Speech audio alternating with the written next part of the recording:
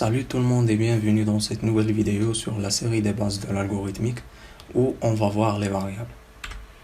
Tout d'abord, on doit savoir quel est le rôle des variables ainsi que leur type.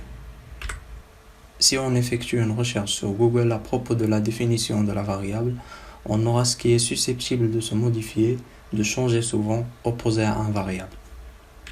Ce qui veut dire que la variable est une entité dont la valeur peut changer, techniquement c'est une case mémoire vide. Prenons cette image comme exemple. Il s'agit d'une boîte qui porte le nom ABC. Donc, cela veut dire qu'on peut poser des choses dans cette boîte ou bien variables nommées ABC. Certes, ces choses doivent être d'un type, d'où les types de base de variables sont les entiers, les réels, les booléens, les caractères et les chaînes de caractères. Bien sûr, on ne peut jamais utiliser une variable dans un algorithme sans la déclarer. Ce qui nous mène au titre suivant, la déclaration. La déclaration des variables est la première étape qui vient après l'entête de l'algo et avant les instructions. Aussi qu'elle doit être significative et facile à retenir. Dans cet exemple, ici on a l'algorithme qui est le mot-clé. Puis le nom de cet algorithme, je l'ai nommé exemple déclaration. Puis on passe aux variables qui contient deux variables nombre et nombre qui est de type entier, qui peut être écrit de cette façon ou bien de cette façon.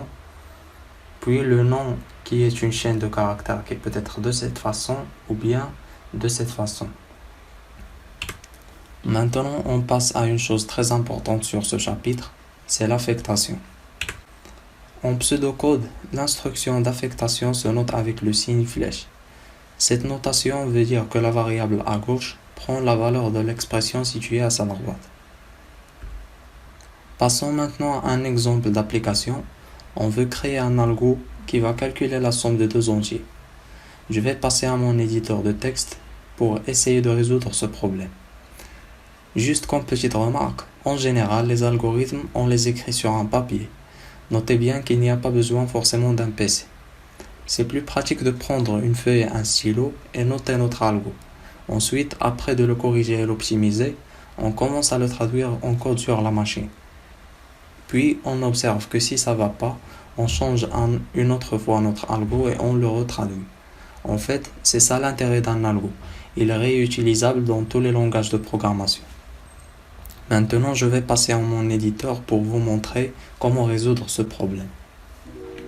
Alors, comme on a déjà vu dans la vidéo précédente, que je vous invite à la voir si vous n'avez pas encore, juste pour savoir la structure générale d'un algo. Donc, commençons à résoudre notre problème. On doit tout d'abord commencer par le mot-clé de l'algorithme, qui est algorithme. Puis le nom de cet algorithme, que je vais le nommer somme. Ensuite, qu'est-ce qu'on a dit? Après l'entête de l'algorithme vient la partie déclarative. Donc dans cette partie, je vais déclarer trois entiers.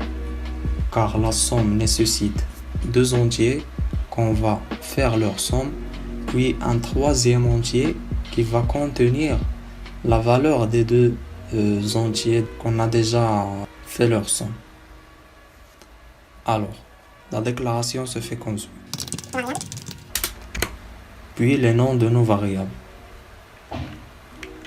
Je vais le nommer A, B et C. Est un entier. Alors juste une petite autre remarque. Ici, chacun a sa propre manière d'écrire son algorithme. Moi, je préfère écrire mon algorithme comme ça parce que c'est plus simple et facile à le comprendre. Ok, maintenant je vais passer au corps de l'algorithme.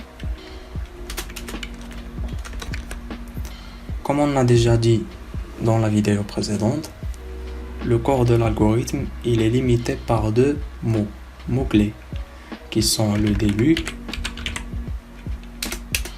et la fin. Donc, dans cette partie, on va écrire ce que notre algorithme va utiliser pour nous donner la solution de ce problème. Comme on a vu tout à l'heure, dans la partie de l'affectation, je vais donner des valeurs à nos variables qui sont ici, A, B et C. Donc, je vais affecter à la valeur A, par exemple, 10, à la valeur B,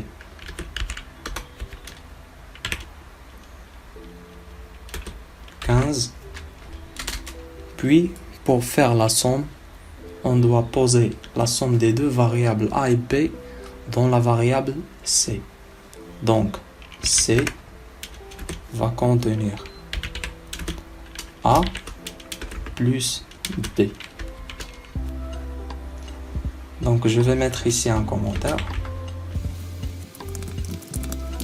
Je vais juste écrire de façon mathématique. Alors, dans cette ligne 8, A avait la valeur de 10. Et B a la valeur de 15. Ici, C aura la valeur A plus B, qui est égal à 10 plus 15. Alors C, je vais juste faire comme ça, C va être 25. Donc c'est juste un commentaire, je vais le supprimer. Alors c'est ça notre algorithme qui va nous résoudre le problème de la somme de deux entiers. Bien sûr, cet algorithme peut être mieux optimisé, mais on aura besoin d'utiliser d'autres outils qu'on va voir dans des vidéos prochaines. Alors la vidéo d'aujourd'hui a terminé. J'espère que vous avez bien compris le terme de variable et l'affectation et tout ce qui est en relation avec les variables. À la prochaine vidéo, on va voir deux nouvelles notions qui sont écrire et lire. Merci et à très bientôt.